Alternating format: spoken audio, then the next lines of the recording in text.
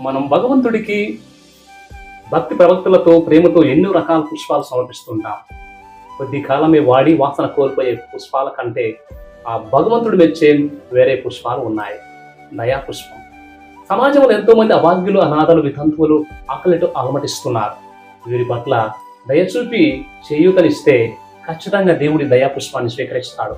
ఇంద్రియ నిగ్రహం అనే పుష్పం. ఇంద్రియ నిగ్రహం లేకపోవటం వల్ల నేడు మనిషి ఎన్నో రకాల నీచ కార్యాలకు, పాపాలకు పాల్పడుతున్నాడు. మనో నియంత్రణ కోల్పోతే మనిషి పశువైతాడు. కనుక ఇంద్రియ నిగ్రహాన్ని అలవర్చుకుంటే ప్రభు ఖచ్చితంగా దీవిస్తాడు. ప్రేమ పుష్పం. ప్రేమ లేనివాడు ఉగ్రవాది కంటే మహాభయంకరుడు. కనుక సాటి వారి పట్ల ప్రేమ చూపిస్తే ఖచ్చితంగా ప్రేమ పుష్పాన్ని దేవుడు స్వీకరిస్తాడు. క్షమా పుష్పం.